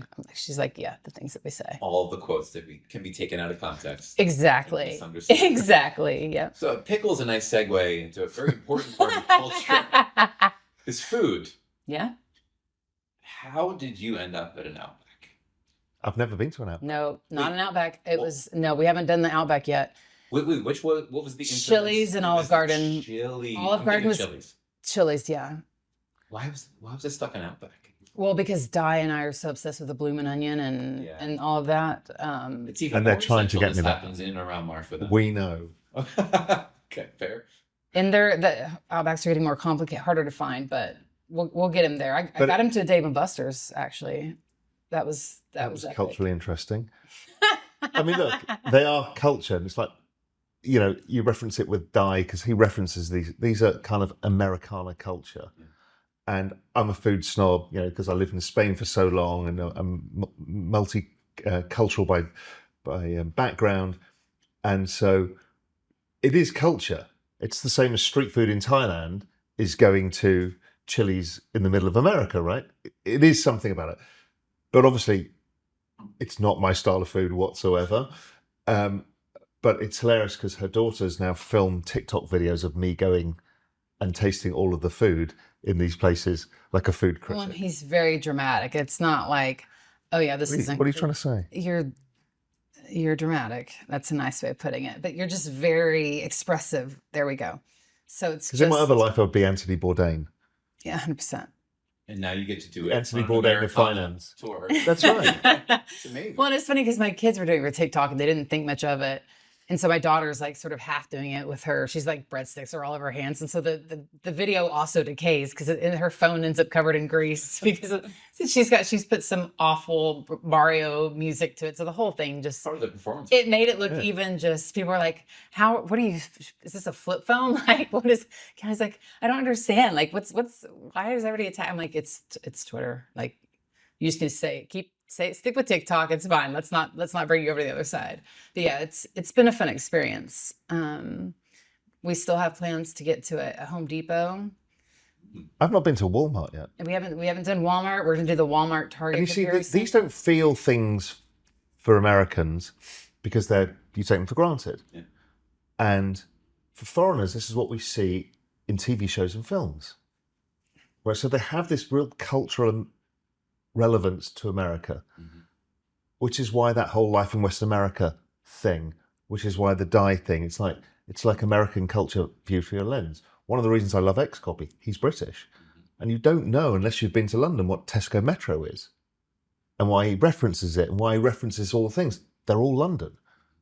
And so they become sort of cultural references in their own right. You should have seen him get into my Ford F-150 and think that was the largest vehicle ever. and then he would proceed. It's unnecessarily preposterously So large. then we ended up taking my dad's truck somewhere, which is an F-250. And he was like, how do I even get in? It's basically a London bus with a back cut off and painted dark grey, and it's fucking ridiculous. Do a pull up to get in there. Yeah, and you can't park it. Can't do it. I mean, it's the most preposterous car I've ever. You couldn't even put your shopping in because you need super long. I can. I'm 6'4", but nobody else can. It's like, it's ridiculous. And then there's the guys who then jack them up even further. I'm like, really? Yeah, my dad doesn't like that. But Monster trucks. You're driving monster trucks They're, to the supermarket. yes, we did get you to the Dollar General too. That was a good experience. Oh, that was interesting. That was really kind of slightly remote rural Texas, and seeing those stores and the kind of people who were there. And it was super interesting. It was like watching. Oh, I took him to the television marina show. too. That was That was like being in Ozarks in the TV show. And it's like, but it's really interesting because yes, it's kind of weird culture, but it's culture. And I like cultural stuff. Oh, and we bought minnows to go fishing, and I handed him the bag, and he's like, I don't, nope, it's like shaking. And then the worms were trying to come out of the little thing, and he's like, what is happening? All in my dad's F-250. It was like this whole... I'll just sit in the lounge and have a glass of champagne. But I need to revisit. I have 3 follow-up questions about chili specifically. Okay. Save Outback for after it happens. Yeah. Texas. Food you look back on most fondly. At Chili's, none. It was. Ooh. We had a to be really fair, bad experience. It was also, and my kids love. It's just the thing. They're in Chili's and Olive Garden. That's why it comes up so popularly on the timeline about Olive Garden jokes. It's just the thing that we do. Actually, I've taken Mendez to an Olive Garden with my girls when we were coming back. I think from Marfa, and he had a layover, like an overnight thing. I was like, you should come to dinner with my family, and like he was there. He was a great. Just never accept the dinner. The Olive He had a Garden. good time. He speaks of it very fondly. And now I've lost track of where. Oh, so yeah, we go there. But this, even my kids were like, this is not like, it was just abnormally bad. Like, it's really hard to make bad, but it was a bad experience. But it made it even more remarkably dramatic, hilarious for him, because everything was so It bad. was epically horrific. Makes for a better TikTok. It was literally one of the worst meals I've ever eaten in my life. So the second question is the worst, the food that you would eat last if you revisited. I can't even remember what was on the menu. All of it. Because we didn't. Did we have fajitas? And then there were the cheese sticks that were also like they weren't. It's just like a nondescript, mashy, Oh, processed you food. had the Blended Presidente yeah. margarita. Actually, you agreed that the best thing at the table that night was the kids' Kraft macaroni and cheese. It was actually the best thing on the table, and that says a lot because I fucking hate mac and cheese, and that was the best. That was the best thing. It was really awful. It really was awful. bad, yeah. And the final question is, how did you feel the next day? Disappointed in myself. Best answer. Let's talk about the future. We sit here, just an interesting moment for a lot of the reasons that we've talked about. Where are you two going? And I feel that one of the reasons I brought up that juxtaposition of Blondie, you sort of you progressing your collection in a certain way, Raoul, you progressing your collection in a certain way.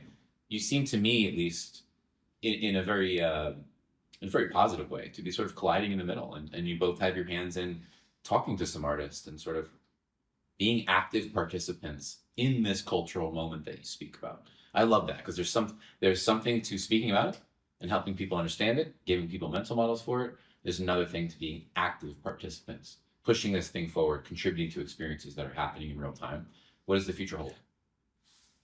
From my perspective, I run 3-4 businesses, whatever. If I didn't do any of those, I'd just do this. Mm-hmm. That says a lot. And there's a number of things you can do in the space, from just being a collector, being a patron, being part of it, to helping it, drive it, do all sorts of things. So if I would strip away everything else, I could probably do this for the rest of my life, to be involved in this space.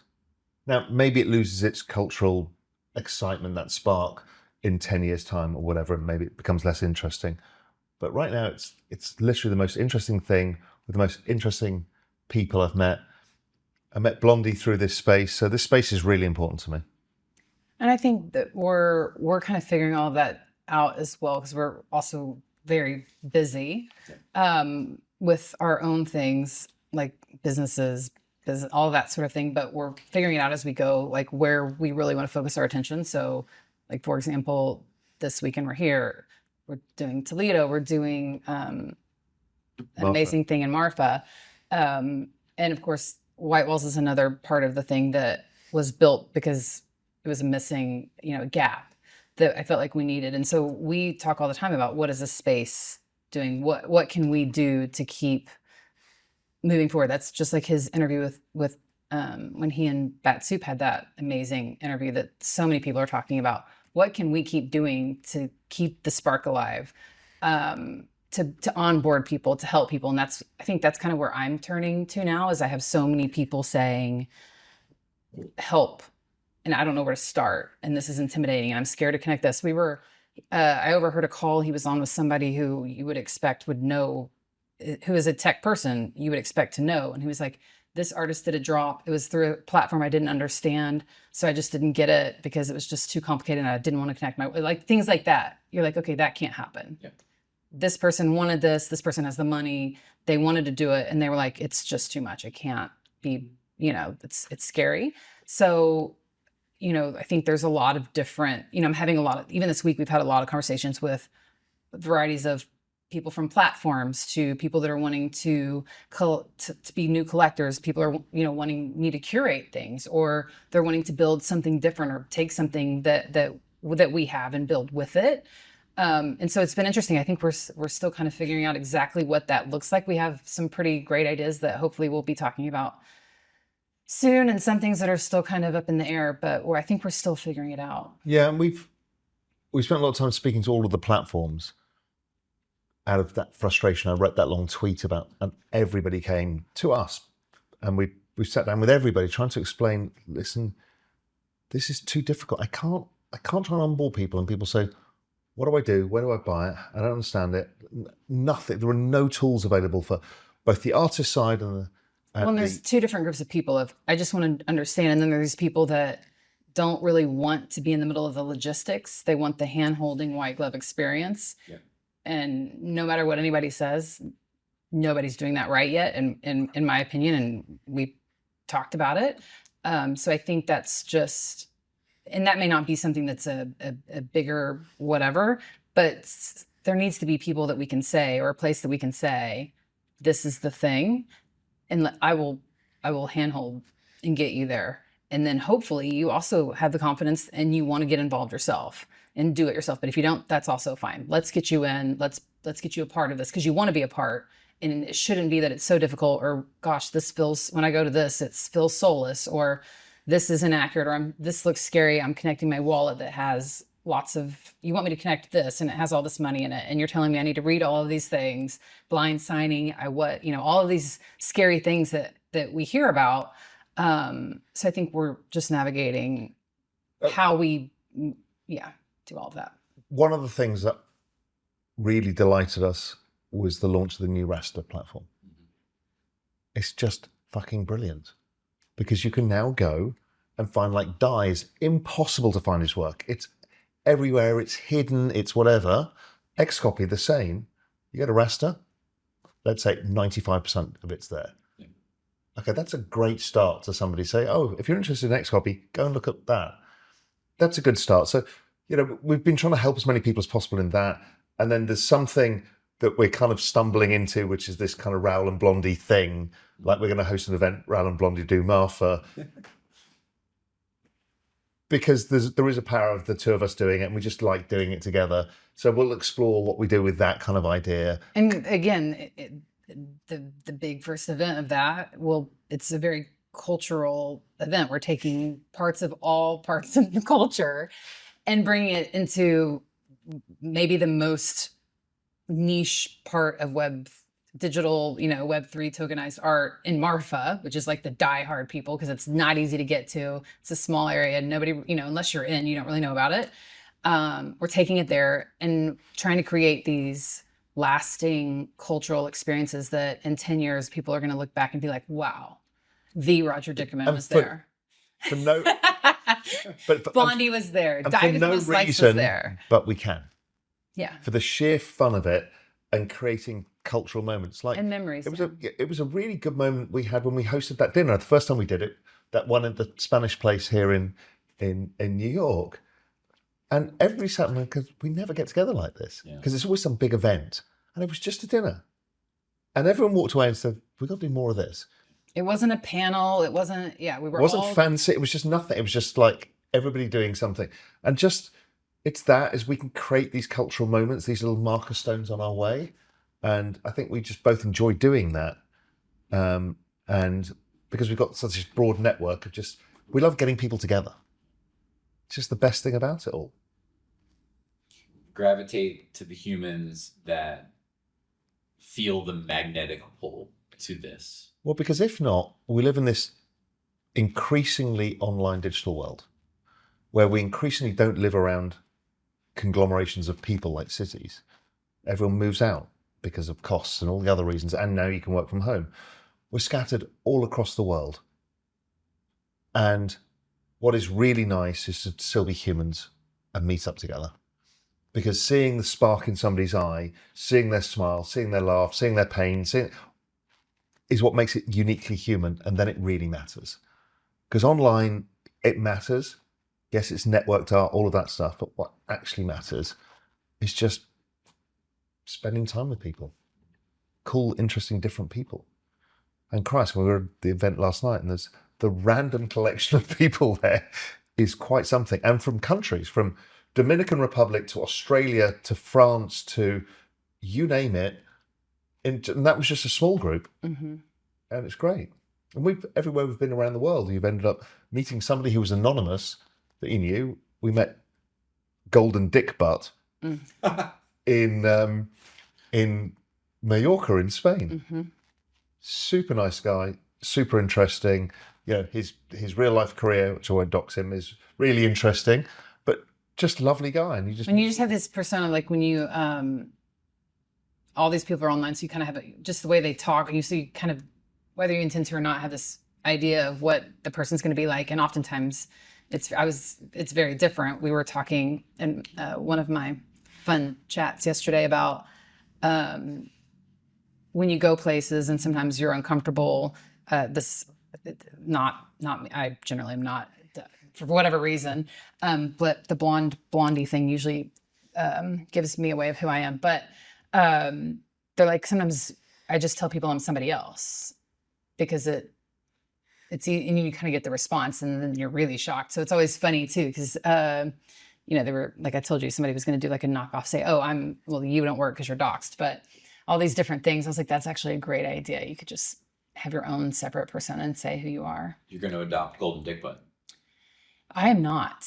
And he's becoming more prevalent in this. I think his identity he's out and about meeting people, so I don't think he's intentionally hiding, but he's a good guy. I met him in Switzerland.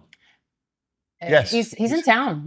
He's here. He's here. Can't wait. Yeah. The other person we really enjoyed meeting was Jero Wolf. Yeah. Another super thoughtful person. Also not doxxed at all. At all. Very not doxxed. But yeah, just again, you get this idea, especially people that aren't doxxed at all, and just lovely, brilliant, kind. And he's like, passion. His vision, he saw really clearly, of the second wave of big collectors.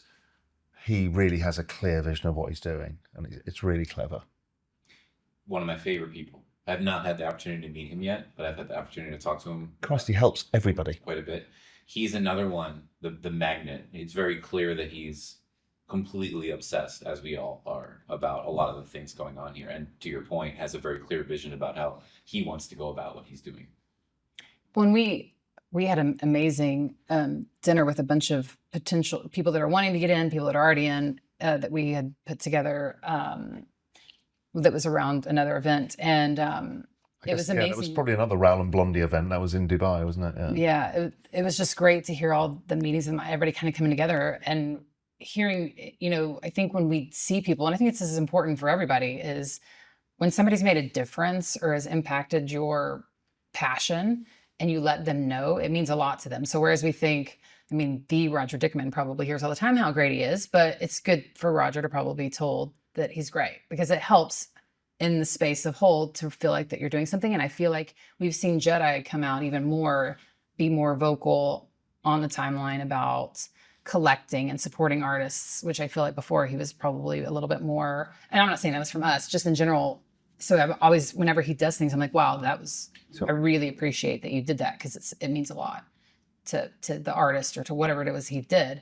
Like, hey, Jedi, thank you for doing that. That was amazing. And he'll say the same thing to you or me. I think that's important that we have to remember to do as people, that we're still on the other side of a keyboard and a screen. There is generally a person. I think one thing, I want to ask you a question, is like,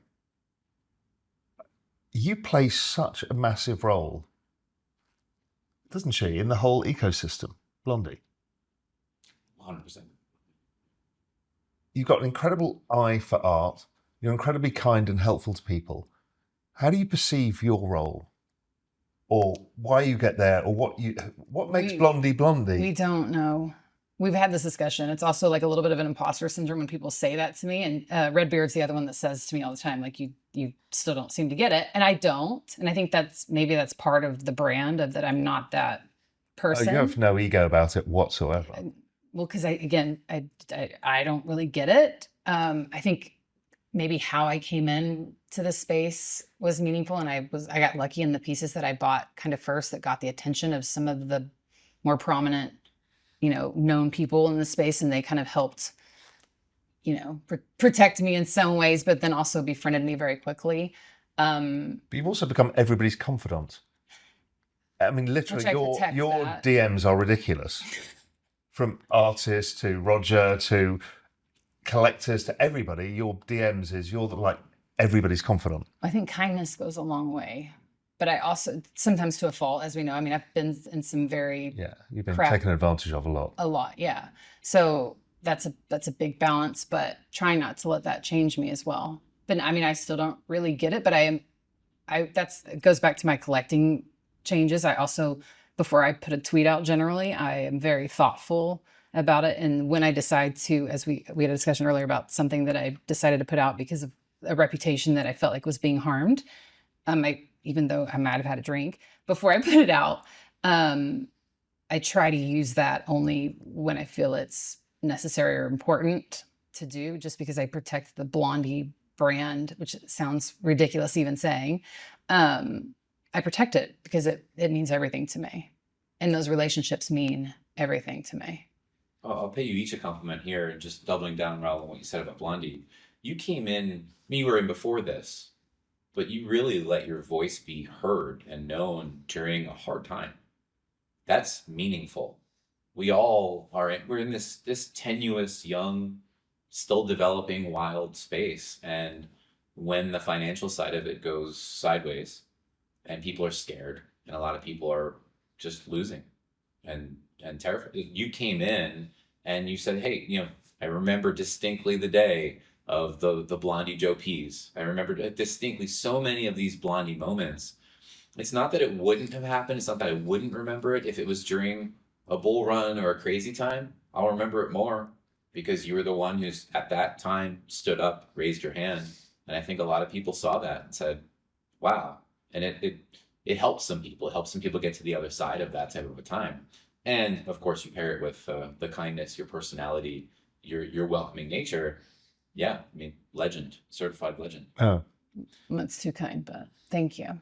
And on the conviction side, for you, Raoul, it's everybody makes a difference. Anybody who has conviction and contributes in some way, shape, or form makes a difference. But you brought a storied career and brand into the space. You tweet and die speak, right? And I reference that not just as the joke, but that's such a meaningful moment to me. I'm sure to you too, Blondie, where it's like, oh, he's in this, right? Because I think surface level, some people have said about you, Raoul, is, oh, he's just collecting this, or people have their own ideas. Yeah. But then when they look a layer deeper, I see those moments, I'm like, oh, he's here with us. Like he's going for this. He gets this. He's magnetized to this. And you don't have to do anything, right? You're bringing a big brand, you're bringing a big presence that you've worked a long time for, and you're bringing it here. And I think that's very powerful. And what confuses people is, look, I'm from finance. I see the world in connected pictures and I live in futures. That's what my career is. That's what global macro is. Yeah. So there is a financial element of which I understand where this is going. And people confuse that with, oh, he's doing it to make money. Well, of course, we accumulate assets to make money, but art has that other amazing side, which is the enjoyment of the art itself for the sake of art. But it's also the culture, as we talked around. And so I approach everything at kind of multi-levels. One is, I know where this is going. It's so fucking obvious. I mean, it's the most obvious thing I've ever seen. So that gives you conviction that you're not going to just spray millions of dollars and just lose it, because this is hard-earned graft for my whole life and I'm not going to ruin that. Then there's the joy of the discovery of the thing and going down the rabbit holes. And then there's the joy of being truly in the culture of it as well. You don't just want to be a cultural observer. You want to be part of the culture. Because if not, you're just watching another cultural event happen and you're just watching it. But we get to be part of it. So it is very multi-layered in what I'm trying to do and how I'm trying to approach it. And it will morph and change over time. But I just, for me, it's like the conviction is, I know this is important. Whatever important means, in inverted commas, it's important. And I think it helps both of us that we have, again, we talked about this a bit earlier, but having both of us being so passionate about it, it just makes it, I don't want to say easier, but it makes the passion stronger because we're both just very excited about it, very, also guarded of the whole movement of it all. And I think that helps as well. Yeah, and just being around those people, being around the two of you, this is an inspiration ecosystem. I think we have a lot of self-driven people around here. I think both of you are quite self-driven. I consider myself self-driven. However, if we didn't have people to our left and to our right that you can look at for some reassurance that, hey, there is something here. It drives you further, and then hopefully you drive those people further, and it just keeps going around and around. And my whole career since starting Real Vision is really in helping as many people in the whole journey. This complete revolution that we're facing, whether it's the blockchain revolution, the revolution of the financial world, the revolution of AI. This is the most revolutionary time humanity will ever live through. And people need guides. And I've got this big platform and I'm pretty good at processing vast amounts of information and simplifying message. Doesn't mean it's always right. And if I can help people cross this Rubicon, then I'll have achieved a lot. And part of it is this. Part of this increasingly digital world, the confusion of us not being at the top of the knowledge tree and the intelligence tree, the re-ranking of civilization, bringing in new creatures, things like art are going to fucking matter. That's a list, by the way. Re-ranking. That's right. That's exactly right. And this stuff is going to matter more. The human-to-human interaction, the things like art and culture are all we have. And people don't see near this yet. 6529's talked about this a bit as well.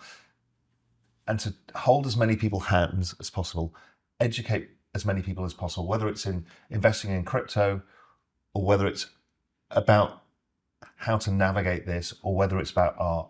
It's actually all part of this big mission that I'm on. When we all need, even still, as passionate and all of these, positive things, I still have my days where I'm like, we all have, again, very lucky, a close network of people that I can send something and I'm like, what are we doing here? I have those days and I'm like, what are we doing? Yeah. This is a mess. This looks bad. How do we, we're spending all this time and energy and passion and dedicating all this. And then what are we doing here?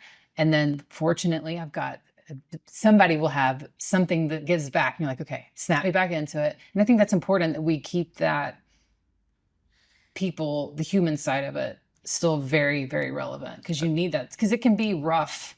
And networks don't function without karma. really, it's the mechanism of the universe. It just doesn't function without it. And when you see people who have bad juju, who are extracting, it ruins the quality of the network. And so it's on all of us to make sure, look, you're always going to have relatively bad players, relatively good players, all of this. You just need to make sure that on a mass, this amorphous mass of what this is, that it kind of doesn't destroy itself. Yeah, Lord knows NFTs don't need that term in and of itself. Just anytime you say that to, anybody that's not actually active, they're always like, ooh, we don't need any more reasons for people to have that reaction to tokenized art, digital art, our whole cultural movement. We don't need that any more of that stigma. I'm going to question this NFT thing. It was, again, 6529, because he's really thoughtful. He writes less now about all of this stuff, but he was incredibly thoughtful. He says, I get everybody doesn't like the term non-fungible token. It means nothing. It's got weird stuff around the whole kind of 2021 thing. In the end, it's unlikely that any other terminology will ever stick, because it was the Genesis terminology and you don't really change it very easily. It's like, it was really interesting. I'd noticed like many of us from finance had started using the term digital assets instead of crypto, because crypto had these connotations. And so when Dan Tapiero set up his 10T fund, it's a digital asset fund. He called it the digital asset ecosystem. And I did the same with my asset management firm. And then when I went back to speaking to friends at Coinbase, I'm like, digital assets? They're like, no, crypto. It's like, don't forget its roots. It's crypto. And I'm like, you know what? You're probably right. The world will come back round to that. So NFTs, I know you hate it. I don't hate it. I just hate when I'm trying to talk to somebody or that somebody's interested, and as soon as you say NFT, they inevitably say, whatever happened to those apes? And you're like, oh. But in the end, we want to no. That was an example of an NFT. That is not NFTs. But NFT in itself is like a packet of information. Mm-hmm. It's like a memetic packet, and it includes PFPs. It includes a whole bunch of things, and it will include tickets and everything else. But in the end, it's likely to stick because it is a memetic package that includes everything. Because once you say digital art, you become exclusive. I know we're arts enjoyers. And therefore, you PFP people, you're not part of us. And it becomes this weird thing. So I'm not sure. I use digital art all the time because it's the art side. Or tokenized art. And I will still say NFTs. It's fine. Just anytime I've been, when White Walls was at Scope last year, that's not easy to say. At least for a Texan, they were like, "Oh, that." So what is this? Oh, are these NFTs? And you're like, ugh. Yeah. I was like, okay, can we? Yes, NFT, but not. It's not always this kind of way. So then you're like, we're losing sight of what we're really talking about here. But okay, let's go ahead and work on fixing that. I'm not trying to completely get away from it. It's just when I'm talking to somebody new, I try to avoid, because inevitably it happened yesterday.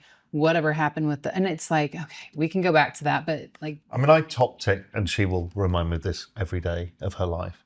I top tick Bored Apes, the very top. What? I think to the day. Again, really? Not that I did not do that in other things, but that is the one that it's like an easy mark because everybody knows about the apes. Still have a soft spot for Bored Ape Yacht Club in its original format. Yeah.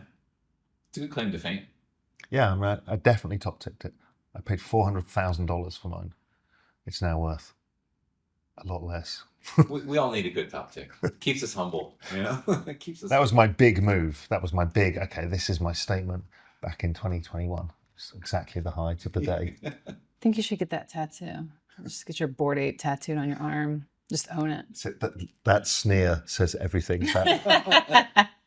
Even when looking through my wallet, she's like, ugh. Next time video, just to catch you. It's that or the eye roll. Yeah. I feel remiss if we didn't at least do this. Can you each just say the word art for me? Oh, let's see if I overthink it. Art. Art. Alt. He says alt. Art. Art. I'm like. So you first came together on a Lovely Spaces. segued into pronunciation, and segued further into a much deeper love of this culture and the art behind it. Yep. What a story.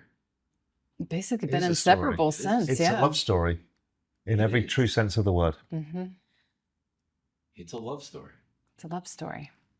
And multiple levels. Well, listen, I appreciate the both of you immensely. And I think true to the message of today, I want us all to be around this space for quite some time, for long enough to do many more of these. First, we have things to accomplish. We have pianos to go see. We have masks in Toledo and Marfa in Texas and all sorts of wild and wonderful. And so, for that sentiment of others looking over this wall and saying something's fun going on over there. Thank you for being And part thank of you it. for what you do. as well. Yeah, you put in so much. I mean, again, we've talked about the moment where we had a long night with our fun group of people at the Creed concert, and you and I are both sitting at the airport just surviving, and you're hacking away at that 24 hours. I was like, I don't know how you're doing it. You're like, I think this is in the top 3 worst conditions I've ever been doing this. But I think But that's commitment. if each of us does our own way of building this space, and you do so much for this space, I mean, I could never have even started collecting art without seeing your posts every day on Twitter. Just simply couldn't have done it, because it sort of makes sense. You understand social consensus, you understand all of that stuff. If we all and everybody listening to this, do something positive for the space, help the space, educate people, create content, do anything you can, support artists, do all of the things, and we'll just make this place, our place, better. Cheers. Raoul Pal. Blondie. Talk to you soon. Fantastic.